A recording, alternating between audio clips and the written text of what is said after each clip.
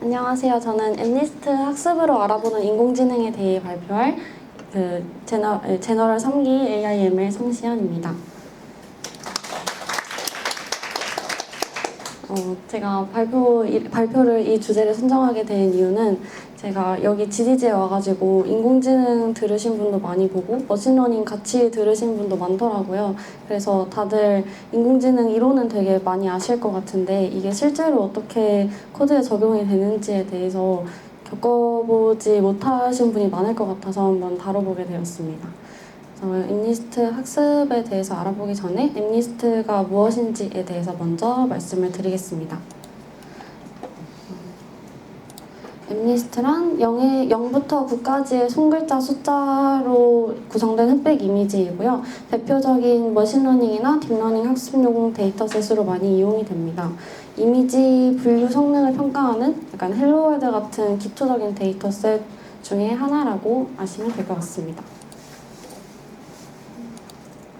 그다음에 이제 이 데이터가 코드 안에서 돌아가기 위해서는 전처리 과정이 필요합니다. 이때 그 정교화랑 셔플 분할을 해야 하는데 정교화는 이제 이 데이터들의 픽셀 값이 있을 거예요. 그거를 데이터의 평균과 표준 편차를 사용을 해서 일정하게 데이터 분포를 정교화시켜서 정규 분포로 일정하게 만들어서 학습 속도를 증가를 시키고 성능을 안정화하는 역할을 합니다. 이런 식으로 할 수 있습니다. 이게 엠니스트 데이터의 전체 평균이고 이게 전체 표준 편차예요. 그다음에 셔플 같은 경우에는 저희가 이제 나중에 그 트레인이랑 그 밸리드로 나눌 거예요, 데이터를. 그때 이 엠니스트 아까 보셨다시피 얘가 0부터 9까지 이렇게 배열처럼 이게 정렬이 되어 있기 때문에 얘를 이제 그냥 자르게 되면은 0부터 7까지만 가지고 있다거나 데이터가 이런 식으로 데이터가 고르게 들어가지 못하기 때문에 0부터 9의 데이터가 모든 셋에 들어갈 수 있도록 셔플을 해줍니다. 그리고 밸리데이션이랑 트레인 셋으로 이제 분리를 해서 트레인을 80% 정도 주고 밸리데이션을 20% 정도 줘가지고 밸리데이션을 하면서 이제 모의고사처럼 중간중간에 시험을 보면서 중간중간에 트레인이 잘 되고 있는지 방향을 수정을 할 수 있도록 합니다. 이게 이제 그 셔플이랑 분할하는 코드입니다. 그다음에 CNN 모델 정의로 가보겠습니다. 먼저 CNN 모델 정의에 가기 전에 이제 주요 구성 요소에 대해서 말씀을 드릴 건데요. 이게 인공지능이나 머신러닝 들으신 지 오래되신 분이 많을 것 같아서 간략하게만 설명을 하고 가도록 하겠습니다. 커널이라고도 불리는 필터는 우리가 학습 가능한 파라미터로 구성된 n/n 행렬이라고 보고요. 얘는 입력 데이터 내에 특정 공간의 패턴을 점출하는 파라미터 집합이라고 합니다. 컨볼루션은 우리가 흔히 합성곱이라고 말하는 연산입니다. 이게 입력 데이터와 필터 간의 연산, 데이터의 차원을 변환하는 역할을 해요. 그래서 리셉티브 필드는 이따가 설명을 하겠습니다. 피처 맵은 컨볼루션 연산의 결과물로 생성된 행렬입니다. 얘는 특정 필터에 의해 검출된 특징들의 공간적 분포를 표현을 하고요. 액티베이션 맵은 피처 맵에서 활성화 함수 적용한 게 액티베이션 맵입니다. 그래서 이걸 액티베이션을 적용을 하면은 비선형성을 부여를 하고 유의미한 특징 신호만을 활성화를 하고 강조할 수 있습니다. 그리고 스태킹 레이어, 이거는 우리가 CNN을 하다 보면은 이렇게 레이어를 하나 쌓고 두 개 쌓고 이런 식으로 쌓게 돼요. 이게 왜 그러냐면은 리셉티브 필드를 결론적으로 증가를 시키기 위함인데, 이 리셉티브 필드 같은 경우는 아래에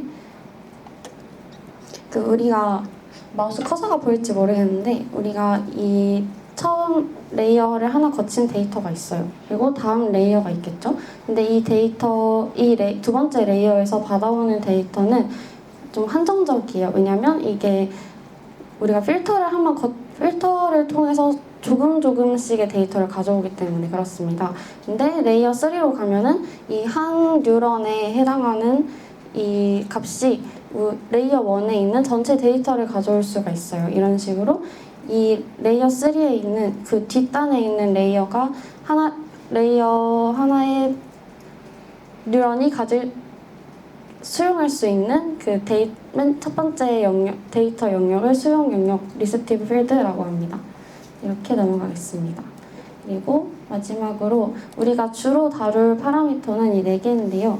스트라이드, 패딩, 다일레이션, 풀링입니다. 스트라이드나 패딩이나 풀링 같은 경우에는 많이 보셨을 것 같은데 다일레이션을 많이 못 보신 분이 많을 것 같아요. 다일레이션 같은 경우에는 이런 식으로 이 데이터가 있으면 얘를 흩뿌려서 가져온다는 느낌으로 생각을 하시면 될 것 같습니다. 다일레이션을 하면은 파라미터 수나 연산량의 증가 없이 리셉티브 필드를 효과적으로 확장을 할 수가 있습니다. 그래서 얘는 정의하는 코드를 가보면은 먼저 가중치 초기화가 있습니다. 얘는 우리가 흔히 아는 그 파라미터들이랑 레이어 1, 레이어 2 파라미터를 정의를 하고 있고요. 그다음에 초기화도 같이 하고 있습니다. 그다음에 컨볼루션 구현 파트인데요. 여기서는 그 코드가 돌아갈 때 우리가 흔히 아는 그런 행렬식으로 계산을 하지 않아요. 왜냐면 컴퓨터는 병렬로 계산할 때 훨씬 빠르기 때문에. 그래서 다른 기법을 사용을 했는데 우리가 아는 것은 밑에 수동 구현을 가보시면 볼 수 있습니다. 우리가 아는 흔히 보는 그 출력 크기 계산이라든가 패딩하는 거 아니면 그 2D 행렬 연산 루프 같은 거를 수동으로 할 수 있습니다. 그리고 우리 마지막에 그 플래튼 한 다음에 클래시피케이션 하잖아요. 그때 퍼셉트론이 들어가는데 이때 필요한 것도 이런 식으로 수동으로 계산을 할 수 있습니다. 엠리스트 포워드 구현 파트에서는 우리 여기서 자주 볼 수 있는 그 컨볼루션, 그 다음에 비선형성 액티베이션 추가, 그 다음에 풀링, 그 다음 다시 컨볼루션, 그 다음 다시 액티베이션, 그 다음 풀링, 그 다음에 플래튼, 다음에 클래시피케이션 순서로 갑니다. 그래서 이 코드에도 그렇게 나와 있고요. 네, 그래서 풀리 커넥티드 레이어를 하는 이유가 풀리 커넥티드 레이어는 선형 데이터만 볼 수 있어서 얘를 플래튼을 하는 거고요. 얘를 쓰는 이유는 그 필터 같은 경우에는 그 필터 안에 들어온 데이터, 그러니까 그 안에 들어가 있는 값만 볼 수 있어서 로컬 관계만 볼 수 있는데 이제 그 풀리 커넥티드 레이어로 가면은 모든 픽셀들이 다 연결이 돼 있기 때문에 전체적 관계를 파악을 할 수 있습니다. 그다음에 학습으로 가면요. 우리가 아까 봤던 그 CNN 모델을 학습을 하는 코드입니다. 딱히 볼 거는 많이 없고 옵티마이저 이런 거 있고 로스 정의하고 그다음에 데이터 가져오는 거 정도만 보시면 될 것 같습니다. 그리고 트레이닝은 에포크마다 포워드하고 백워드 한 다음에 로스 업데이트하는 것까지 이런 식으로 구현이 되어 있는데요. 포워드는 아까 우리가 정의했던 그대로 가기 때문에 생략을 하겠고요. 백워드는 그 자주 보았던 이 체인 룰에 따라서 계산이 되고요. 그다음에 원래는 우리가 아는 것은 원래 아는 기본 로스 업데이트 같은 경우는 이렇게 위에 있는데 우리는 아담을 쓸 거기 때문에 밑에 식으로 계산이 됩니다. 그다음에 아까 발리데이션을 하기로 했는데 밸리데이션 같은 경우에는 3가지 역할이 있어요. 오버피팅을 감지할 수 있는데 오버피팅이 트레이닝 로스는 계속 떨어지는데 밸리데이션 로스가 다시 올라가는 시점이 생깁니다. 이때 우리는 과적합을 확인하고 조기 종료를 할 수가 있어요. 밑에 3번째. 그다음에 2번째 같은 경우에는 하이퍼 파라미터 튜닝을 할 수 있습니다. 우리가 그 하이퍼 파라미터 튜닝을 하려면 어쨌든 결과가 나와야 되잖아요. 로스나 어큐레시 같은 게. 근데 그거를 테스트 데이터를 가져와 버리면은 테스트 데이터를 보고 하이퍼 파라미터를 수정하게 되기 때문에 그러면은 그냥 컨닝을 하는 거나 마찬가지이기 때문에 얘는 효과가 있다고 볼 수는 없고요. 그래서 밸리데이션을 중간에 추가를 하는 겁니다. 그다음에 어큐리시랑 로스 계산하는 식인데 얘도 아실 것 같아서 넘어가도록 하겠습니다. 얼리 스토핑이 있는데 이 부분은 나중에 따로 이해해 보셔도 좋을 것 같습니다. 그다음에 제가 엠리스트를 하면서 가장 궁금했던 게 이건데 제가 학습을 할 때 내가 왜 하필 이걸 써야 되는지 이런 것에 대해서 고민을 많이 했었어요. 로스라든가 이런 것들. 그래서 그런 거에 대해서 좀 분석을 해봤습니다. 먼저 파라미터 비교를 했는데요. 아까 우리가 주로 다룬다고 했던 스트라이드, 패딩, 다일레이션, 풀링 같은 경우에 얘가 값이 달라지면은 데이터에 어떤 영향을 주는가, 그래서 이걸 왜 써야 하는가에 대해서 생각을 해봤습니다. 그래서 이제 위의 사진 같은 경우에는 그냥 데이터 학습이 어떻게 진행되는지인 거고, 실제적으로 결과 같은 경우에는 밑에 두 번째 사진이 있습니다. 그래서 스트라이드가 커지면 필터 이동 보폭이 넓어져서 해상도가 절반으로 줄어들어서 세부 정보가 소실될 가능성이 있고요. 패딩이 커지면 제로 패딩을 하면서 출력 크기가 확장이 되고요. 다일레이션을 하면은 이 세 번째 건데, 필터 알맹이 사이사이에 간격을 띄워서 더 넓은 영역을 가져올 수 있습니다. 이러면 추출된 특징이 좀 더 두껍고 추상적으로 표현되는 효과가 있습니다. 그리고 풀링 같은 경우에는 이제 가중치 같은 걸 줄이기 위해서 가중치 크기 같은 걸 줄이기 위해서 사용하는데, 이제 세부 정보 소실이 가능성이 있지만 이런 식으로 해상도가 낮아져서 학습하기엔 좀 빨라지는 경향이 있습니다. 그래서 마지막으로 스트라이드랑 풀링 수치가 커지면은 풀드 맵 크기가 감소를 하고, 이 세 번째 있는 게 풀드 맵입니다. 그래서 세밀한 정보 소실 가능성이 있고, 그다음에 풀링을 하게 되면은 공간적 불변성이라는 게 생겨요. 여기 세 번째 보시면은 해상도는 낮아졌지만 오라는 숫자의 형태적 특징이 유지가 되잖아요. 이게 CNN이 이미지를 회전을 하거나 돌리거나 아니면은 위로 갔다 아래로 갔다가 해도 잘 인식을 할 수 있는 이유가 이것 때문입니다. 다일레이션을 적용하면은 필터 크기는 동일하지만 좀 더 넓은 관점에서 파악을 할 수 있습니다. 아까 말했던 리셉티브 필드가 넓어집니다. 그다음에 로스를 고르는 방법에 대해서 제가 좀 정리가 안 돼 있어서 생각을 해봤는데요. MLE라고 많이 들어보셨을 거예요. 근데 종류가 참 많잖아요, 로스가. 그래서 이것들이 어떤 관계를 가지고 있는지에 대해서 생각을 해봤는데, 먼저 로스 같은 경우는 MLE에서 데이터의 분포를 어떻게 가정하느냐에 따라서 달라진다고 합니다. 그래서 만약에 정규 분포, 그래서 리니어 리그레션을 하게 되면은 MSE, 민 스퀘어드 에러가 되는 것이고, 베르노이 분포를 가정을 하면은 이제 0이랑 1 값이 나오는 바이너리 크로스 엔트로피를 쓰는 것이고, 여러 가지 우리 엠리스트에서 쓰는 다중분류 같은 경우는 카테고리컬 분포를 가정을 해서 크로스 엔트로피를 사용을 하게 됩니다. 그럼 우리가 필요한 것은 크로스 엔트로피일 것입니다. 여기서 크로스란 두 가지의 서로 다른 확률 분포 사이의 관계를 특정한다는 뜻입니다.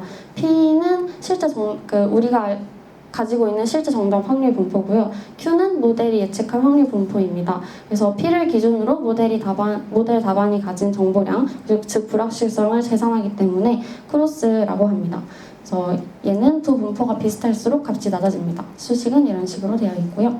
그다음에 MSE를 쓸 수도 있다고 생각을 하실 수가 있어요. 왜냐하면 우리가 맨 처음에 정규화를 한다고 했거든요. 정규 분포를 가정을 하기 때문에 MSE를 써도 되지 않을까라고 생각을 할 수 있는데, 여기 그래프를 보시면은 첫 번째는 이게 로스예요. 로스가 지금 노란색이 MSE인데 노란색이 처음부터 낮죠. 이게 좋은 게 아닙니다. 왜냐면 오차의 제곱에 비례해서 페널티를 가지게 되는데, 얘는 이제 이렇게 되면은 시그모이드나 소프트맥스를 쓰면은 얘는 X 값이 완전 치우쳐질수록 기울기가 0으로 가잖아요. 이러면은 기울기 소실이 발생합니다.